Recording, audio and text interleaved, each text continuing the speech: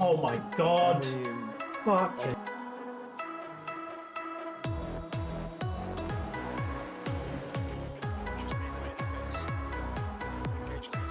fucking hell. Did that just happen?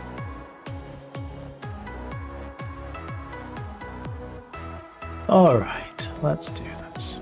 The thing I love most about 24-hour races is that there's always a story to tell. There's no such thing as a boring endurance race, and a 24-hour race just exemplifies that. It's because there's always so much else going on that you end up following multiple teams and drivers. During the 2024 Daytona 24, there was one car in our split that ended up in the wall, I think 5 or 6 times, and by the end of the race they were hours down on anyone else. But they kept going, they kept rebuilding the car and made it to the end, and it was such a good example of persevering in the face of adversity. In the Spa 24 hours the same year, we were driving with 3 Americans and myself being from Scotland, and we came across a team with an American-Scottish lineup exactly like ours.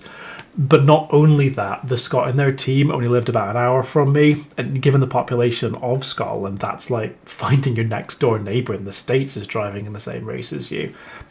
And we talked and bantered for a while and ended up getting some photos at the end together, and it was this surreal experience that you can only get in something like a 24-hour race. I've never had a 24-hour race go exactly to plan. In fact, I've never had a 24-hour race that went even mostly to plan. But these events are about the journey, not the destination, and even just completing one of these is such an achievement in itself. I'll never forget my first Daytona 24 in 2023 and seeing the sun come up in sim when it was 2 a.m. for me and realising that we'd made it through the night. That stuff really stays with you.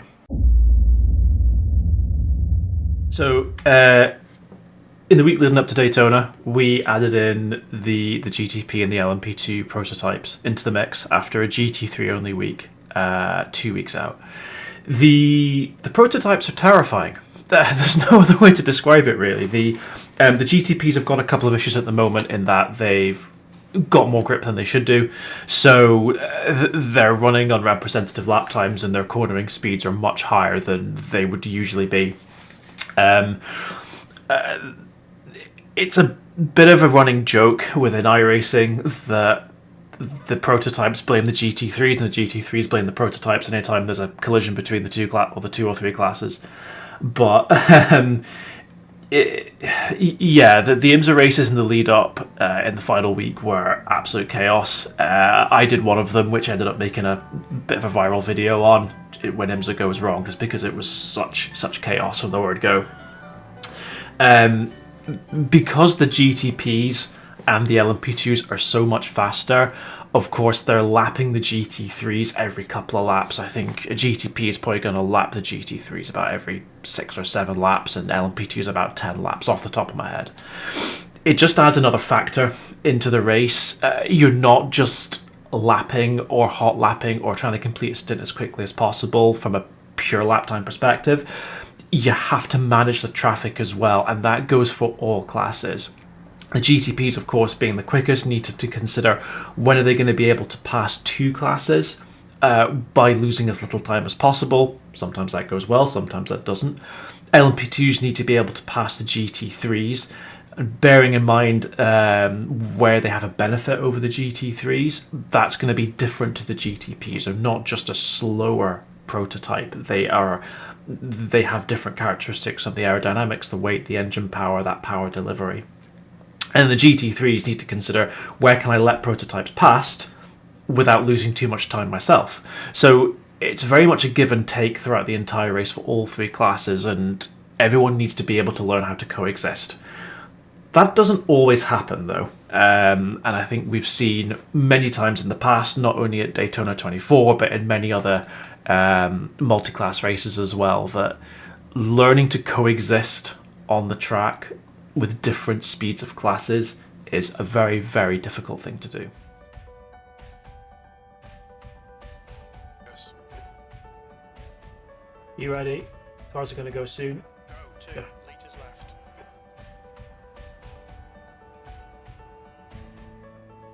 Loads of space behind. Car left.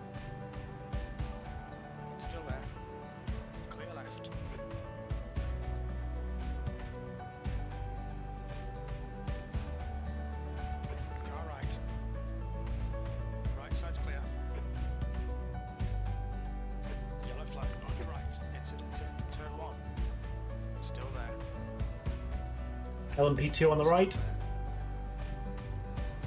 Still there. Clear right. There's an incident in International Horseshoe. Left side. Stay tight. Still there. Hold your line. Clear left.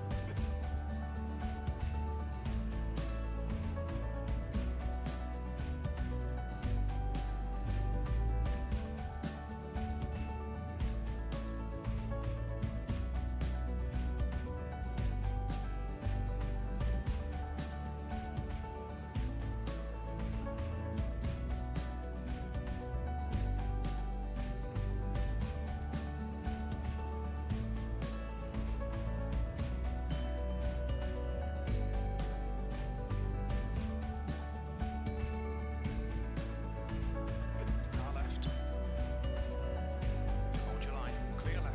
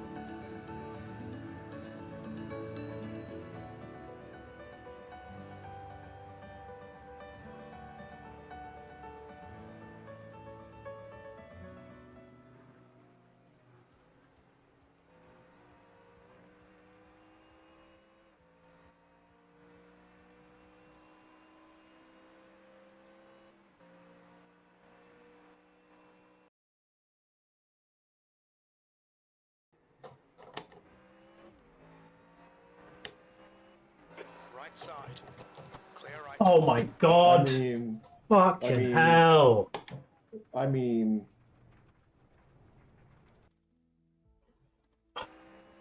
Son of a bitch. Car right. Clear right. The one that actually hit you, it wasn't their fault. It was the car behind them. honestly, the car is kind of drivable. Okay, just keep going then. Hopefully my hood doesn't blow up.